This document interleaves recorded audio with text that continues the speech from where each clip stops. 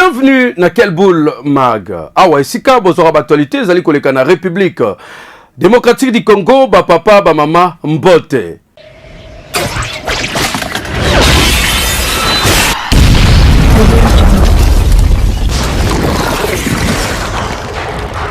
Tika tep sabino ke lobby e yindaki mabe déjà na butu boyebi ke Senko bayokanaki malamu te na bandeko mususu ya confession religieuse sangani bongo na basali ya nzambe nyonso pona koluka ko désigner bongo nani akokumbela bongo seni boyebi ke kombo ya Denis Kadima nde tamboli mingi na minoko bato ebele lelo bakenaki bongo l'Assemblée nationale kokutana na président Mbosso Kodia Mpwanga kotikele PV kosolola kozwa ba directive musuto te bolanda ba détail na commentaire oyo parce que population musuba lobi histoire et se répéter. Rosar Malonda, Denis Kadima.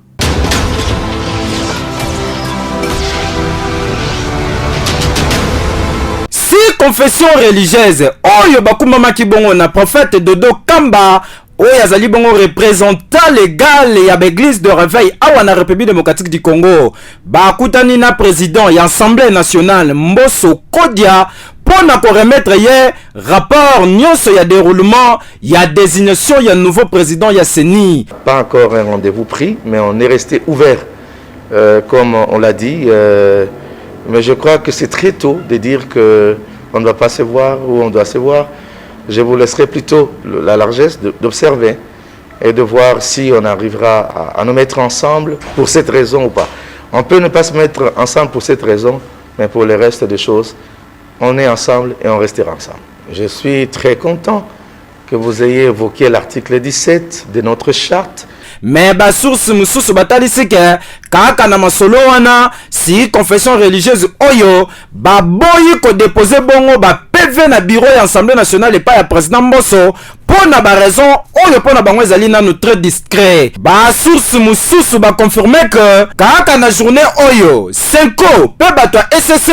ba yaki lisusu komona président Assemblée nationale Mbosso Kodia pour na ko beta kaka masolo ya président ya CENI. Et sengeli koyeba ke nyonso bandaki na butu ya mardi 27 juillet 2021 kuna na 5 ans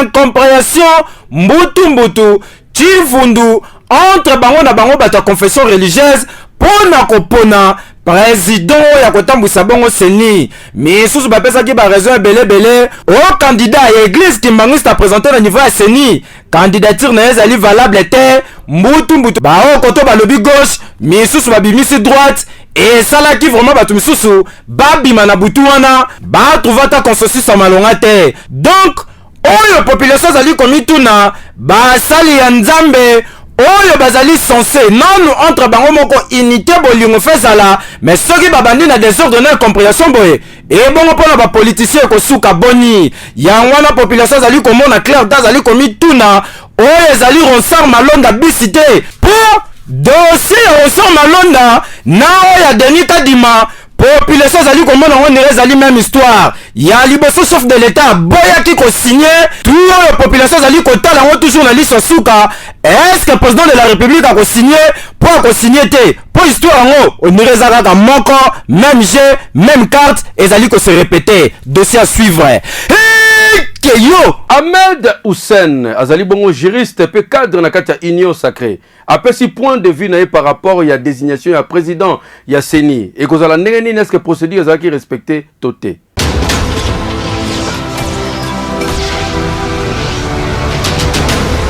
En réalité makambo oyo eleki lobi na butu processus ya désignation ya président ya CENI par les confessions religieuses etali biso ba politicien te. Eza makambo ya cash union sacrée te, eza makambo ya lamuka te, eza pe makambo ya FCC te. Na mboka na biso toza na 8 confessions religieuses. Inyake bango depuis 2004 tango to installé ki ba animateur ya liboso ya CI. Eza ba prêtre ba révérend ba imam bango kade ba elisaka. Ba nini ba président ya CENI. Comme en 2018, pour installer le bureau de Konanga, les catholiques avaient encore claqué la porte. Donc, makambo o eleki lobby na butu, eza nango dit déjà vu, dit déjà vécu, mais il ne faut pas comparer les dossiers de Rosar Malonda et les dossiers actuels. Pourquoi? La première raison est celle-ci. Et je pense que Bissono Sotoye, l'histoire à Mboga Nabiso, il vous en souviendra que le dossier Rossar Malonda, c'est d'abord les Kumbangistes qui avaient commencé à contester la candidature de Rossar Malonda. La même confession religieuse qui avait présenté la candidature de Rossar Malonda, c'est la même confession religieuse qui avait refusé d'entériner la candidature de Rossar Malonda. Et c'est ce qui a commencé à provoquer tous les bruits qu'il y a eu à l'époque. Mais aujourd'hui, on ne sait pas d'abord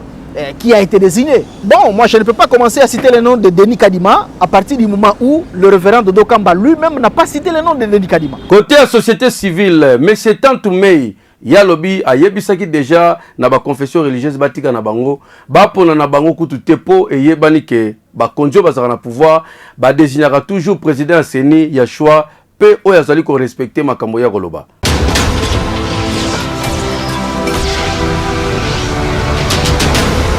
National Lobaki, les collègues, National qui va confession religieuse,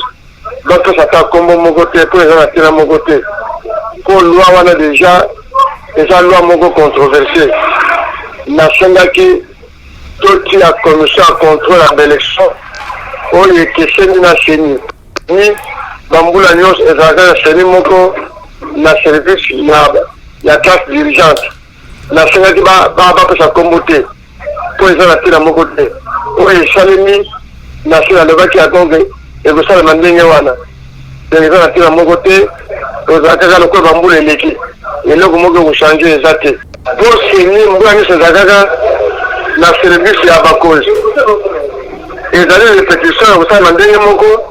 donc les gens à mon côté, changement exacté. Ce qu'on dit matin, la évité, on est allé dans la limite qu'on me répétait, la lobby national Lobaki, c'est mis et faire un service à Bazo Kamamboga. Donc il y a commission à contrôler l'élection et salement grâce à la population, bon la population. Boyebi ke lelo na banda le inda ki mabe, policier likolo akashi na beti muningane musu policier abomiye. Et puis si pas c'est ma wa procès salami en flagrance, netka bozaki na biso kuna Ange Kimbi Gilles Ntumba na pointe pour na quel boule mag.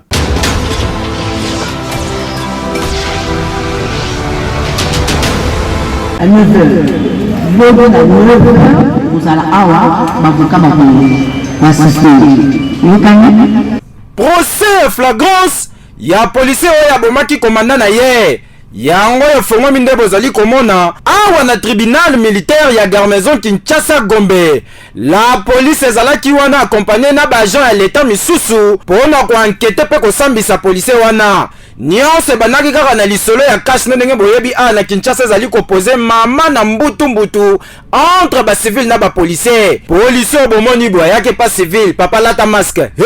et compréhension bandi bango mibale bino mo ba policier Kinshasa ni ba la kanda soke loko ni to ba kate a chebal na chambre lokola ba jeta okabe traka bidi abeti mutu s'il vous plaît et raté civil et que ko soit chef na ye a kufi sur place et sali place pe mawa yango na tozali kotuna na la police congolaise et à la kanini bozali censé ya ko battre la population na biloko na ye mais awa ko bomé koma lokola ba je soko lati masque te police oli misote abomi yango to tuni na général Silvano Kasongo papa il faut sensibilisation à la makasi pour na ba policier sur terrain bazali koyokisa yo soni ko bomba muto komi lokola ba je atanya manazamba et ala kaboete et anini muto boye il faut que de musika asamba azwa peine na ye po et servir le son na ba batikali et en normalité tala lelo mutakufika kaboye okana oboma civil et raté et ko sa commandant na yo ete ya bino ke yo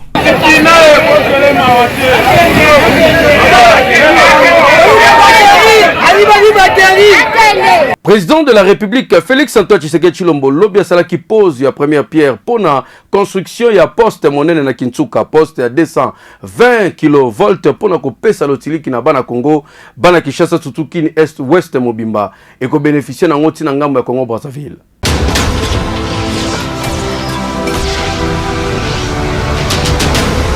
Bientôt Kinshasa ekozwa bongo poste ya 220 kV oyo ezali bongo pona ko alimenter partie ouest ya capitale congolaise. chef de l'État son excellence Félix Antoine Tshisekedi Tshilombo ye moko akiti awa esika bakotonga poste monene oyo. Présence remarquée officiel nyonso ya RDC tomonaki présence ya président ya Sénat, président ya Assemblée nationale, président ya Cour constitutionnelle pe batu ya ndenge na ndenge oyo bazalaki bongo présent na cérémonie monene oyo. Discours ya ndenge na ndenge esalemi, travaux oyo nyonso ozala bongo exécuté na entreprise chinoise oyo bozali komona na kombo ya Shanghai. DG ya SNEL Jean Bosco Kayombo aye kotalisa importance ya poste oyo bazali kotia Angers. La ville de Kinshasa a besoin de plus ou moins 1250 MW. Actuellement, seuls 550 MW sont disponibles, ce qui dégage un déficit de 700 MW.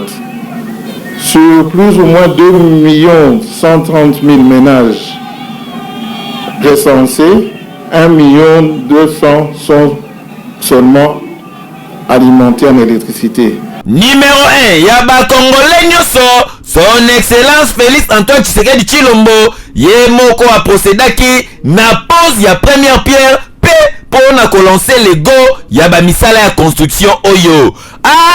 SNEL na bokasi ya Jean Bosco Kayombo, toujours prêt, toujours présent pour na matérialiser vision ya chef de l'État Félix Antoine Tshisekedi Tshilombo oyo alobaki courant et kozala bongo epai ya bakongolais nyonso boyende ezalaka pembesili po misala ezoloba na place ya maloba. Poste oyo ezali na capacité ya 220 kV ezali bongo na Kinchuka, réseau ya distribution associé MO SNEL financé na Export Import Bank of China, construit na Shanghai Electric. Durée ya batravaux na yango ekozala bongo ya 24 mois s'il vous plaît. Considéré lokola le plus grand poste à 200 kV moderne à Kinshasa avec 68 cabines P distribution il y a 4000 compteurs intelligents. EKI après manifestation Mongwe Kabola Maki ebimisi na bitumba nzoka koyemba musuto ka bato azoyemba te bazolola batu ezalaka manipulation bazolaka ngombongo ebimisi bitumba ko kamwa pasi mawape soni mutasalaki mambo boye.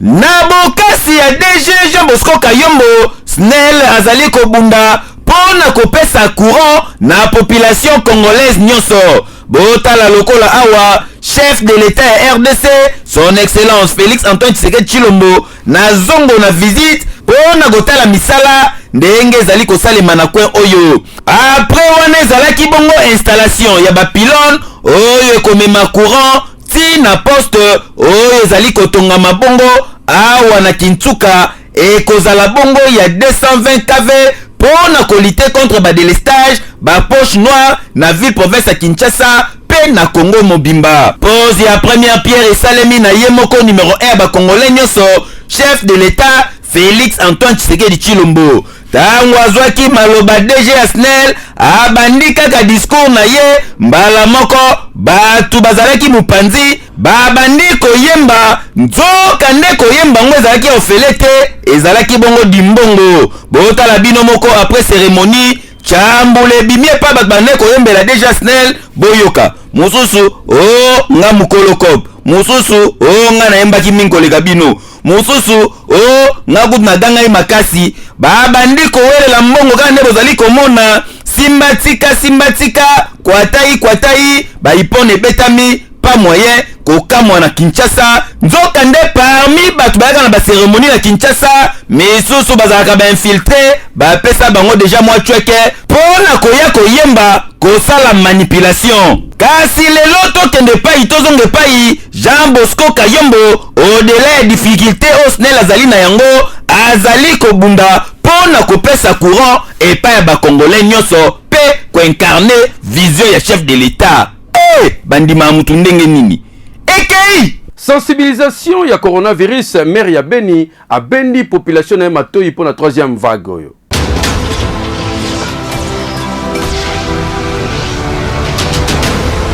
Maire ya ville ya Beni colonel Narcisse Mouteba Kachale a annoncé ba mesure contraignante na batu nyonso oyo ba ko respecter ba mesure barrière te pona ko lutter contre troisième vague ya COVID-19 pour Nord Kivu ezali configuré parmi ba province oyo ezali touché na pandémie ya coronavirus awa na République démocratique du Congo. Na tournaye, Dr Michel Tosalisana, médecin chef de zone ya Beni, a regretté mingi malgré que Beni est ponami parmi ba sites de vaccination kasi population balingi ko se faire vacciner te, peto ya vaccination ezali bongo faible ndenge moko a communiqué. Coronavirus ezongi makasi awa pepa na biso na Beni awa touti ko solola na médecin chef de zone pesa kanga ba rapport chaque jour taux ya contamination imati. Alors, on a constaté que depuis la CONI awa bato bazali ko respecter les sous ba geste barrière te yangona senga ki na ba journaliste baya médecin chef de zone apesa sango oyo auti ko pesa biso nyonso toyoki na ba journaliste pe bayoki ke ngonga oyo tokomi nango ekomi mabe makasi yangona insister mingi na lobi tozongisa ba geste barrière ndenge ba pesa ki biso par information ezonga et j'insiste beaucoup na monaki na constater que matanga ezongi normal ce qui n'est pas normal donc oyo nyonso ayebi ke bazana ebembe na morgue bayeba kaka ke kolongwa morgue directement cimetière ba oyo bakokende à l'encontre ya loi bakokutana na loi na nzela na bango. Esengeli koyeba que ville ya Beni ezali ko compter 290 cas, 66 nde bazali actifs, parmi lesquels 11 bazali pris en charge na centre de traitement ya COVID-19, 55 bazali na communauté, P108 baza bongo en contact. Ekei tolobaki yango monoko na biso nganga zando ekomi kozonga malembe bakopera bashayer bavandeur bakomi kozonga na bango teka depuis ngobila kanga buka zando eloko malonge salamaka te gouverneur de la ville osala musala mabe makasi tala zando ndenge bato bakomi kozongela kotekela gelo muntu Hélène Akendi na reportage oyo.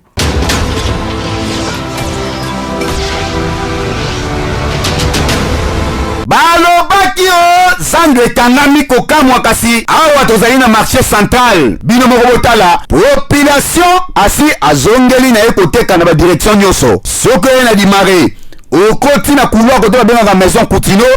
oleki na nsima na kwakading yi bato babandi kotanda deja koteka na bango biloko po basi balembi kozela zando etongama zando bango mpe mapapa etongamaka nango te soki otali kutu na kati tala bino moku babeton eza nango nanu kaka mwa makelele ngruchu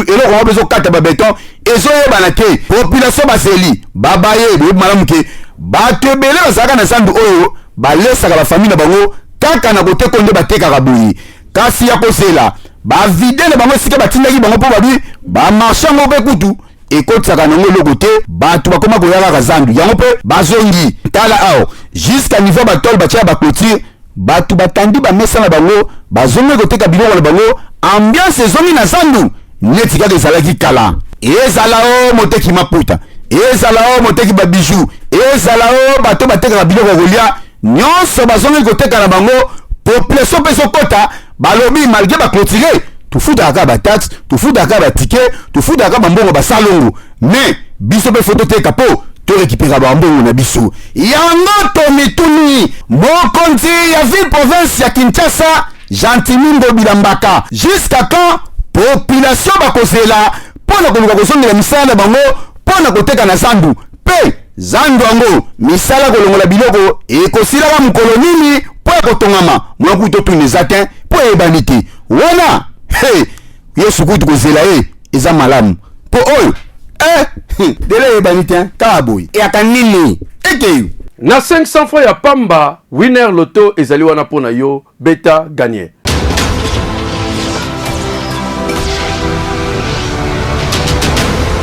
Winner.bet présente Winner Loto. Nini wana bozo beta Winner. Bonsoir à toutes et à tous, c'est 13 millions de francs congolais que le Win4 vous présente ce soir. est à vous, mais aussi 39 750 000 francs congolais disponibles pour ceux qui ont misé avec le Win4 double. De toutes les façons, vous savez ce que vous ferez avec cet argent. Si jamais les hasards désignés comme millionnaire ce soir, vous n'avez qu'à choisir 4 bons numéros sur votre ticket. Alors si vous l'avez fait et que vous êtes prêt pour le tirage, nous vous disons bonne chance alors pour la suite. Mesdames et messieurs, vous connaissez la règle, cette tirage se déroule sous les vigilants dénoncés de justice, des officiels Winner Loto, mais aussi d'un public témoin. D'entretien, nous accueillons tout de suite les tout premiers numéros à des fois sortis de la sphère. La boule bleue porte donc le numéro 48. Alors, de quel autre numéro sera-t-il suivi? La question mérite sa réponse. Le 44 est donc notre deuxième numéro. Nous accueillons le 8 qui complète la liste comme notre troisième numéro. Mesdames et messieurs, pour cette très belle soirée, regardez bien. On avance, les 24 n'est rien d'autre que le quatrième numéro. Eh bien, je récapitule. Si faut qu'il fallait nécessairement trouver les 48, les 44, les 8, mais aussi les 24. Avez-vous trouvé cette combinaison gagnante depuis la maison? Si oui, moi je vous dis félicitations, sinon je vous retrouve très prochainement. Prenez soin de vous. Au revoir. boyebi ke général Silvano Kasongo abendaki matoyi ya ba responsable ba morgue ville à Kinshasa pona non respect ya ba geste barrière pona coronavirus lelo ba benganaki batuna morgue côté ya 7 kuna no boyebi ke na njili ezali pe na ba morgue za côté kuna gelo mutu nini elekai kuna réellement.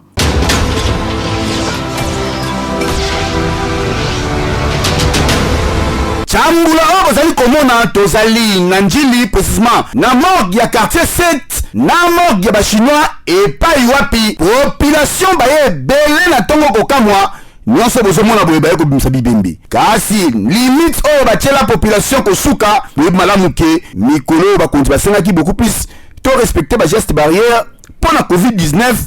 epekisami na bato bayaka ebele na morgue koye kobimisa bibembe kasi awa ondire bato bayoka kati tala population oyo nyonso baye badeborde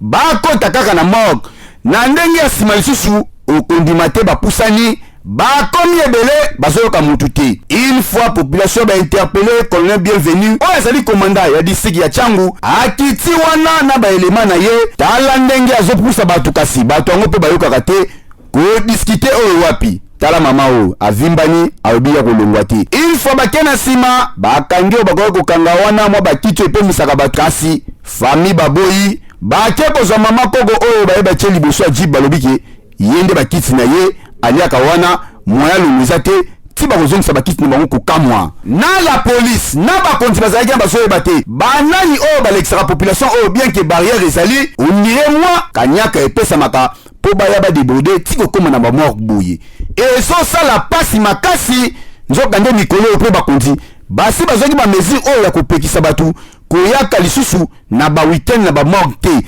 metana na kati ya semaine eza boye ebongo ya weekend kozala ndenge nini débordement auto mituni kasi eloko moko population basengi ko retenir ke eza na santé na biso avant tout ya ko respecter ba geste barrière et en plus biso mokonde toza la base ya propagation ya ba maladie misusu boye et normal te et anini ata toyepe belé ndeko si akufi boutique Nema kota somba pona biloko ya qualité pona bino ba mama mafuta parfum pona nite make-up na bino ba papa toyebi déjà le biso to sepelaka nango eza café bifle mais là okangama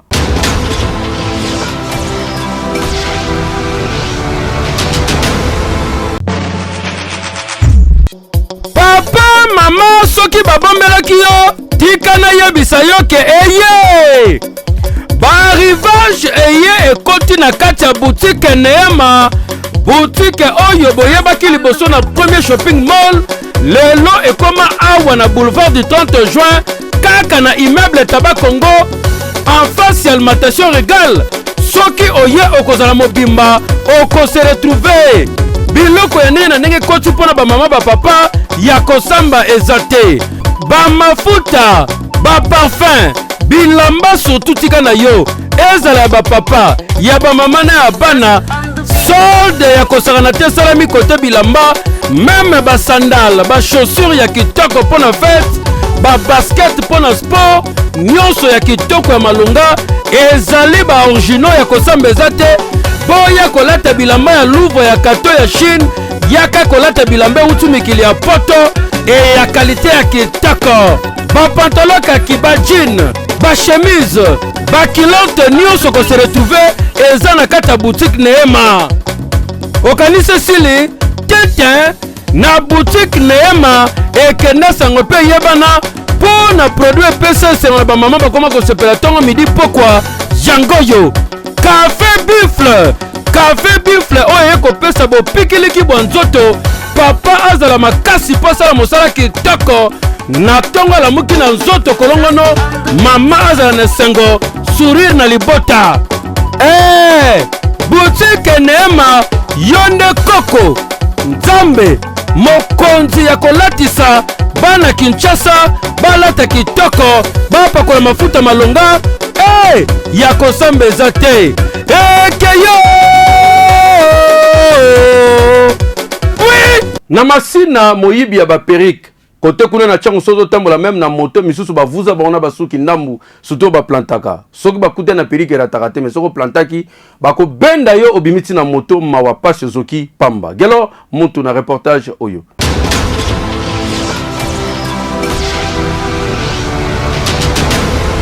Jeune garçon, oyo bomoni bazobi misérable na souciate bien perruque na ekebo ko confondre le roi Jésus de Manaka. Suka na mwefu na niva ko sakana te ba mama, ba jeune fille, ba mona ya bango makambo, surtout ba batiaka ba kabelo na bango ya mutu na système ngala ya reposer. Tala mutamon sa bango pasi yeyo. Soka kutana na perruque surtout na barre de bis. Nenga ko vuvolo c'est-à-dire ko pikolongo risque écoute zaweli ata mbongi na mabele. La police alala yake ngunda. Tala nga bazali ko bimisa azali ko bota misu joka communication oyo. Kana nga unga na bandogo amodongo ka idi asai alanda ina ngai kana kuto zai bile na ba tena ngati alanda ki nde achaki loboko na mutu kabimisi kabelo onde babalandi bachie maboko sanga peza kabelo wana achango na sa bilamba na ye nde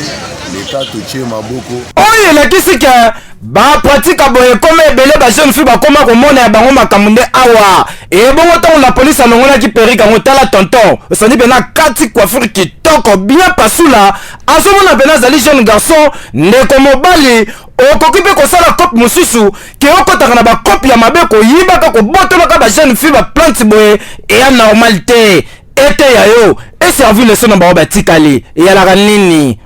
pa moyibi tala ndenge azobima bien perruque na mutu tokomona makambo na Kinshasa oyo ya nini keyo constat na changu na makambo etali circulation boyebi ke kote kuna banda basala baso de mouton misu ba respectera ngote ba chauffeur bazo parquer na ndenge na bango ko bombe bato en désordre na ba passerelle ba chege bakoma ko fanda population ba sauter ba betara ba kiai na katikati nzela to nini eza pasi pe mawa oyo message na ba konzi surtout mo commandant ya district ya changu tala likambo yo mto soki parna la police kote kuna reportage Gelor Monto.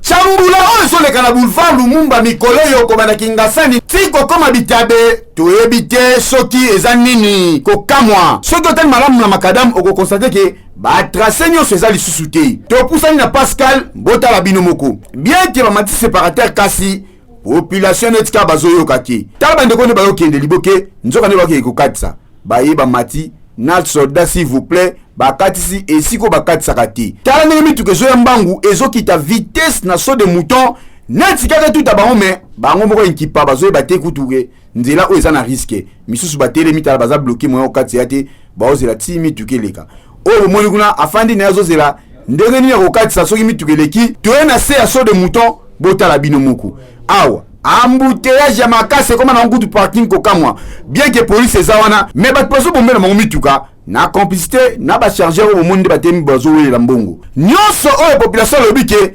lokola passerelle eza mosika bango bayaka na bango bapréféraka komata séparateur akati pembeni bango esika kei mpe na retour azongi na ye kasi oyo bazotosa mibeko bayango oyo na passerelle tala ndenge bazomata gauche droite bao bazokende boye bao bazozonga balobi na bango embadi kasi kita na se uzomona na mituka na batu incompréhension moko ya kosakana nango te